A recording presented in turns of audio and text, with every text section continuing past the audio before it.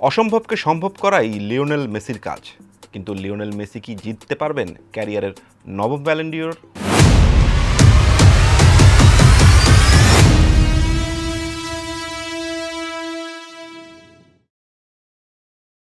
একটা সময় বলা হয়েছিল মেসি আর্জেন্টিনার হয়ে কিছু জিততে পারবে না। 2021 সালে এসে তিনি কোপা আমেরিকা জিতলেন। 7 বার ব্যালন ডিওর জয়ীকে বলা হলো বিশ্বকাপ ছাড়া সর্বকালের সেরা হওয়া যায় না। লিওনেল মেসি এরপর বিশ্বকাপও জিতলেন, জিতে গেলেন রেকর্ড 8টা ব্যালন ডিওর। তারপর অনেকেই ভেবেছেন ব্যক্তিগত অর্জনের জায়গায় আর কিছুই হয়তো লিওনেল মেসির পাওয়ার বাকি নেই। মেসি তাদের বলেছেন, আপনার চায়ের কাপ আর আপনার মুখের প্যাচাল আপনার কাছেই রাখেন, কারণ 39 বছর বয়সে এসে সেই মেসি আবার দাঁড়িয়ে আছেন আরেকটি বিশ্বকাপ ফাইনালের সামনে এবং সম্ভবত আরেকটি ব্যালন ডিওরের সামনেও। এবং এই আলাপ চারদিকে উঠে গেছে, can Lionel Messi win the Ballon d'Or number 9? Ballon ডিওরের অফিসিয়াল সোশ্যাল হ্যান্ডেল থেকে যখন এরকম একটা পোস্ট করা হয় তখন সেটার সম্ভাবনা একেবারে উড়িয়ে দেওয়া যায় না। আসলেই কি ইউরোপের পারফর্ম না করে একটা ব্যালন ডিওর জেতা সম্ভব? চলুন একটু দেখি নেই ব্যালন ডিওর কিভাবে জেতে। বিশ্বকাপ দেখুন বায়োস্কোপ প্লাসে, সব নেটওয়ার্কে, সব ডিভাইসে। টুর্নামেন্ট শুরুর আগে মেসি ব্যালন ডিওর জেতার সম্ভাবনা অফিসিয়াল স্পোর্টস বেটিং মার্কেটগুলোতে ছিল অনেকটাই দূরের, কিন্তু আর্জেন্টিনাকে বিশ্বকাপ ফাইনালে নিয়ে আসার পর সেই সমীকরণ পুরোপুরি বদলে গেছে। তাদের প্রতিবেদনেই মেসি এখন বর্তমান ব্যালন ডিওর জেতার জন্য ফেভারিট কন্টেন্টার। তার পেছনেই আছে হ্যারি কেইন, লামিন ইয়ামেল আর কিলিয়ান এমবাপ্পে। কিন্তু ইউরোপে পারফর্ম না করেই লিওনেল মেসি একটা আস্ত ব্যালন ডিওর জিতে নেবে? ব্যালন ডিওর জিততে আসলে কি লাগে? ব্যালন ডিওরের নিজস্ব অফিসিয়াল ওয়েবসাইটে 3টি মূল মানদণ্ডের কথা বলা হয়েছে: ইন্ডিভিজুয়াল পারফরমেন্স, টিম অ্যাচিভমেন্ট এবং ক্লাস অ্যান্ড ফেয়ার প্লে। একজন খেলোয়াড় ব্যক্তিগতভাবে কেমন খেলছেন, তার দল কি অর্জন করেছে এবং মাঠে তার আচরণ ও স্পোর্টসম্যানশিপ সব কিছুই বিবেচনায় আসে। ব্যক্তিগত পারফরমেন্সকে তারা বিশেষ গুরুত্ব দেওয়ার কথা উল্লেখ করেছে। তবে ব্যালন ডিওর জেতার ক্ষেত্রে এই এক্সপ্লেনেশনটা একটু interesting. While individual brilliance is paramount, the award also value the impact a player has on their team success. অর্থাৎ ইন্ডিভিজুয়াল পারফরমেন্স ছাপিয়েও একজনের ভূমিকা দলের সাফল্যের পেছনে কতটা বড় ভূমিকা পালন করেছে ব্যালন ডিওর জেতার ক্ষেত্রে, সেটা বড় প্লাস পয়েন্ট। এই ক্রাইটেরিয়াগুলো মেলালে মেসির কেসটা খুব ইন্টারেস্টিং হয়ে ওঠে। প্রথমত ইন্ডিভিজুয়াল পারফরমেন্স। 39 বছর বয়সে এসেও লিওনেল মেসি আর্জেন্টিনার ফোকাল পয়েন্ট। লিওনেল মেসি গোল করছেন, করাচ্ছেন। 8 গোল 4 অ্যাসিস্ট নিয়ে এই টুর্নামেন্টে গোল্ডেন বুট এবং একই সঙ্গে গোল্ডেন বল জেতার সবচেয়ে বড় কন্টেন্টার তিনি। আর এটা ভুলে গেলে চলবে না, ইন্টার মায়ামি হয়ে লিওনেল মেসি অদ্ভুত সুন্দর একটা সিজন কাটিয়েছেন। বর্তমান সিজনে 16 ম্যাচে ইন্টার মায়ামির হয়ে মেসি গোল করেছেন 13টা, অ্যাসিস্ট 7টা। এবার আসি দ্বিতীয় ক্রাইটেরিয়া, টিম অ্যাচিভমেন্ট। বিশ্বকাপ ফাইনালটা জেতা সেজন্য খুবই গুরুত্বপূর্ণ, তবে সবচেয়ে গুরুত্বপূর্ণ না। ব্যালন ডিওরের অফিসিয়াল ওয়েবসাইটেও সম্প্রতি প্রশ্ন তুলেছে, ব্যালন ডিওর জিততে কি বিশ্বকাপ জেতা বাধ্যতামূলক? সহজ উত্তর হলো না। বিশ্বকাপ জেতাই একমাত্র শর্ত নয়। ইতিহাসে বিশ্বকাপ না জিতে একই বছর ব্যালন ডিওর জেতার উদাহরণ আছে। 2010 সালে বিশ্বকাপ জিতেও ব্যালন ডিওর জিতেনি ইনিয়েস্তা, জিতেছেন মেসি। 2018 সালে মদ্রিচ। তবে বিশ্বকাপের শেষ পর্যায়ে একজন খেলোয়াড়ের ডিসাইসিভ পারফরমেন্স যে ব্যালন ডিওরের সম্ভাবনাকে অনেকটাই বাড়িয়ে দেয়, সেটাও তাদের বিশ্লেষণে উঠে এসেছে। মেসির সামনে এখনই সবচেয়ে বড় সুযোগ।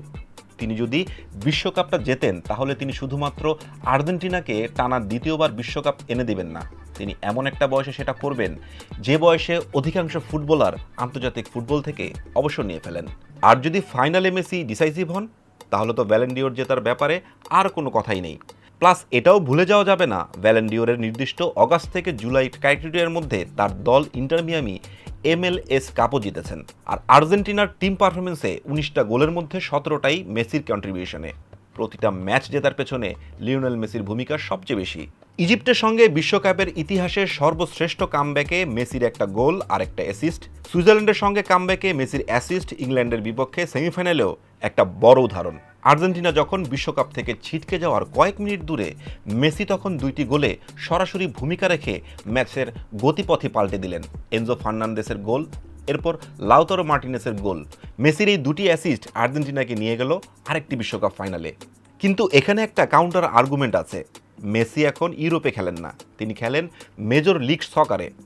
আর ব্যালন ডিওর ক্ষেত্রে ইউরোপিয়ান ক্লাব ফুটবলের পারফরমেন্সের ঐতিহাসিকভাবে বড় একটা ফ্যাক্টর। তবে মজার ব্যাপার হলো ব্যালন ডিওরের অফিসিয়াল ওয়েবসাইট নিজেই এখন প্রশ্নটি সামনে এনেছে, can you win the Ballon d'Or without playing for a European club?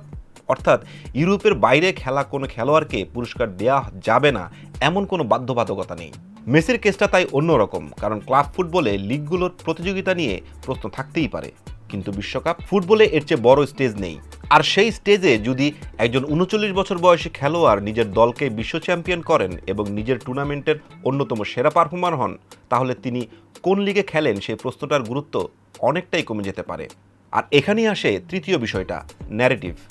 এটা ব্যালন ডিওরের অফিসিয়াল ক্রাইটেরিয়ার নয়, কিন্তু ফুটবলের ব্যক্তিগত পুরস্কারে ন্যারেটিভকে পুরোপুরি আলাদা করাও কঠিন। 2022 সালে মেসির গল্প ছিল একজন সর্বকালের সেরা ফুটবলারের অসম্পূর্ণ ক্যারিয়ারের শেষ অপূর্ণতা পূরণ। 2026 সালে গল্পটা সম্পূর্ণ আলাদা। এবারের গল্পটা হতে পারে how long can greatness last. একজন ফুটবলারের 39 বছর বয়সেও কি বিশ্বকাপের সবচেয়ে গুরুত্বপূর্ণ খেলোয়াড় হতে পারেন? একজন ফুটবলার কি নিজের খেলার ধরন সম্পূর্ণ বদলে দিয়ে বিশ্বের সেরাদের একজন থাকতে পারেন? আর একজন মানুষ কি ক্যারিয়ারের শেষ প্রান্তে দাঁড়িয়ে আবারও ফুটবলের সবচেয়ে বড় দুটি পুরস্কার জিতে নিতে পারেন, বিশ্বকাপ এবং ব্যালন ডিওর? তবে মেসি যে তার নবম ব্যালন ডিওর জিতে যাবেন সেটা এখনই গ্যারান্টি দিয়ে বলা যাবে না। লামিন ইয়ামালও বার্সেলোনায় হয়ে দুর্দান্ত মৌসুম কাটিয়েছেন, লিগ আর সুপার লিগ জিতিয়েছেন। বিশ্বকাপও ইম্প্যাক্ট আছে, কিলিয়ান এমবাপ্পের ব্যক্তিগত পারফরমেন্স আছে। হ্যারি কেন লিওনেল মেসির 2011-12 সিজনের মতো একটা লম্বা সিজন কাটিয়েছেন, বিশ্বকাপেও 6টি গোল করেছেন। তাই সবার ক্ষেত্রে পুরো মৌসুমের ক্লাব ফুটবলের পারফরমেন্সও বিবেচনায় আসবে। কিন্তু একটা জায়গায় মেসি সবাইকে পেছনে ফেলে দিতে পারেন, the biggest game in football, বিশ্বকাপ ফাইনাল। ফাইনালটা মেসির ব্যালন ডিওর জেতার সম্ভাবনাকে হয়তো নির্ধারণ করে দিতে পারে।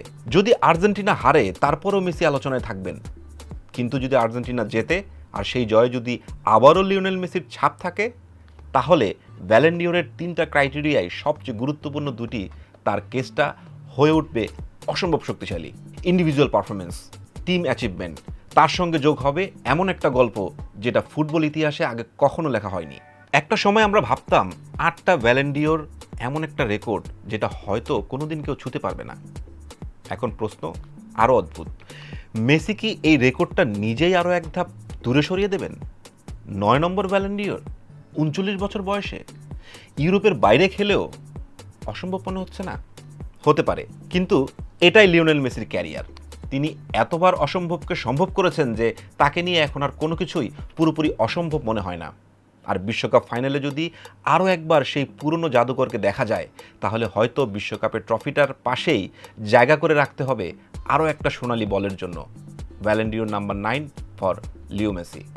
বিশ্বকাপ দেখুন বায়োস্কোপ প্লাসে, সব নেটওয়ার্কে, সব ডিভাইসে।